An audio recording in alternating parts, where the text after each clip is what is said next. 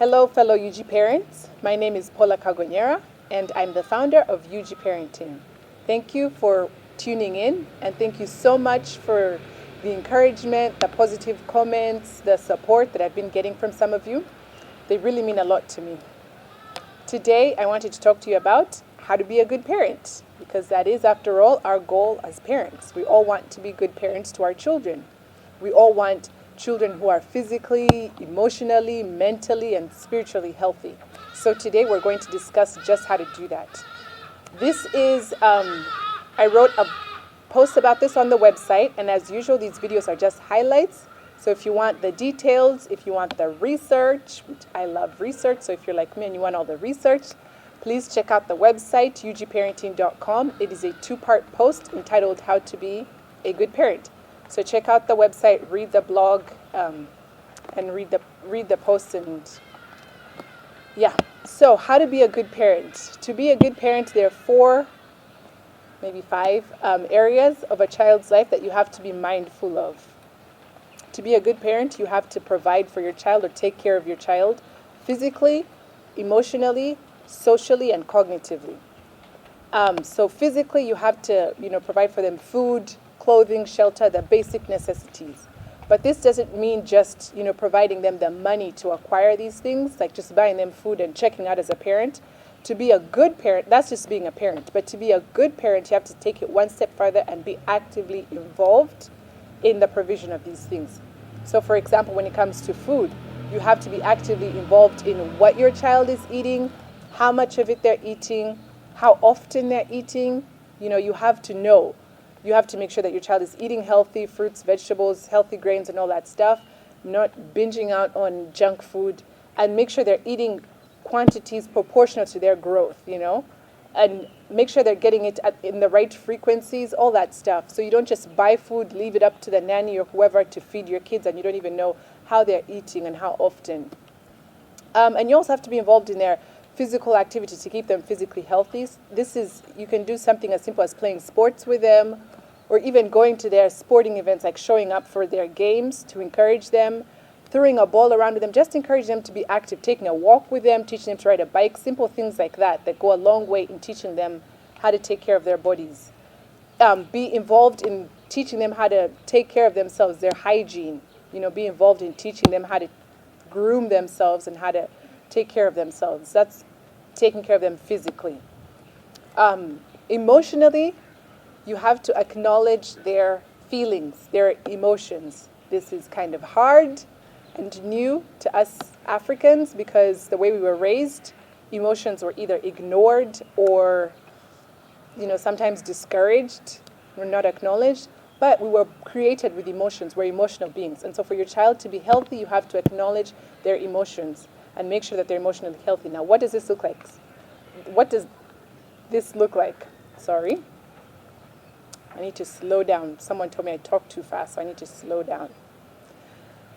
To make sure that your child is well taken care of emotionally, you have to teach them about their emotions, teach them to acknowledge their emotions. That means naming their emotions. So when they're younger, when your child is screaming, throwing a temper tantrum, you take them aside and you tell them, I know you feel frustrated right now, or I know you feel angry right now, or I know you feel sad right now, so how can we manage this, or how can we deal with this, or how can we take care of this, how can we resolve this?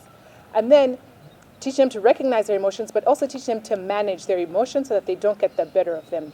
So teaching them things like self-control, how to control their anger, so when you teach them to name their emotions, you also teach them how to manage their emotions. I know you're feeling frustrated right now. This and this has happened and it's made you feel frustrated, but screaming or throwing a tantrum is not okay. Instead, we could step away from the situation, take a time out, give ourselves some time to cool down and then come back and revisit it. Things like that, coping mechanisms.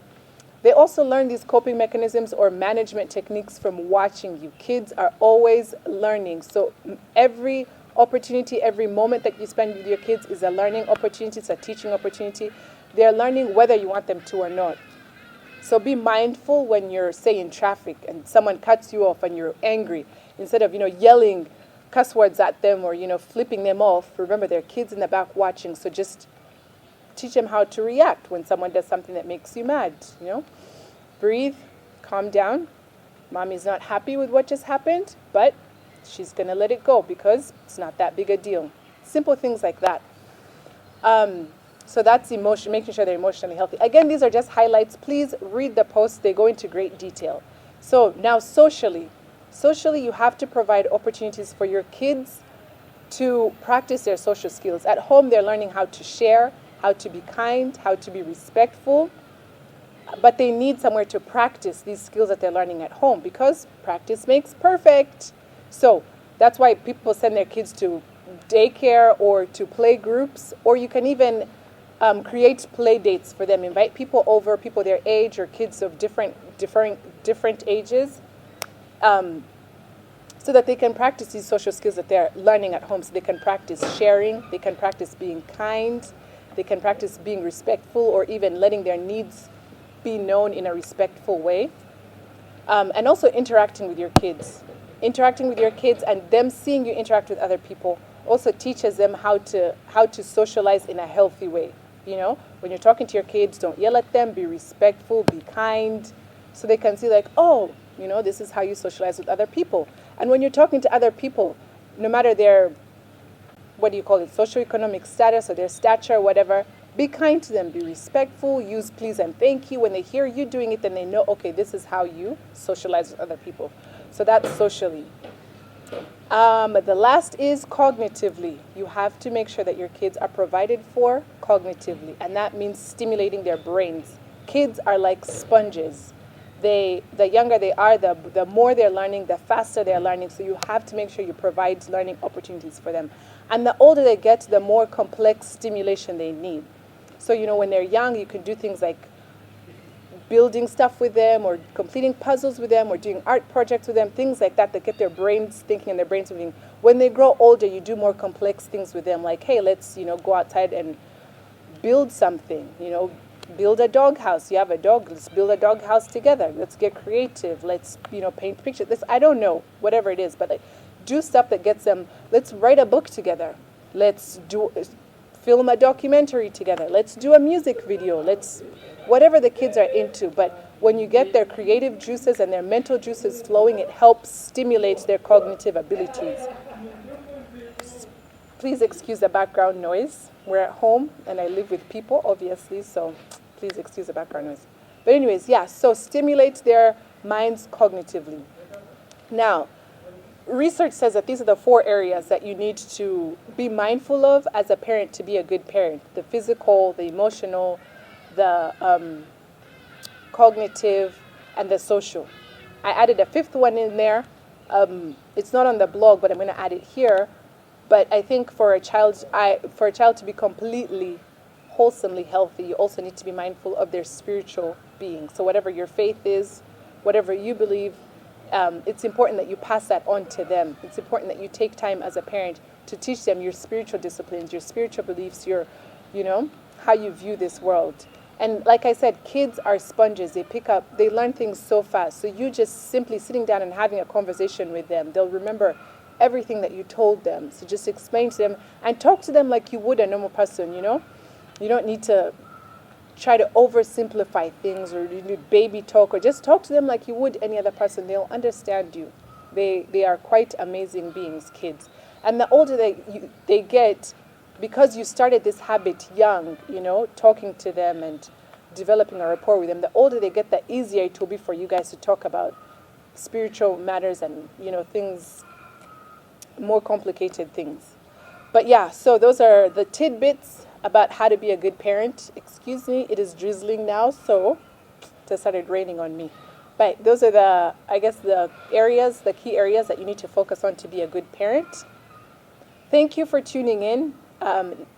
Last week on the blog, we talked about different parenting styles. So go and check them out. I will be making another video highlighting the different parenting styles, their strengths, their weaknesses, their origins, and all that stuff. So if you've ever heard words like tiger mom or helicopter mom or any of that stuff thrown around and you want to know what it is, check out the website, ugparenting.com. But I will also be making a video about the different parenting styles so you can see where you fit in.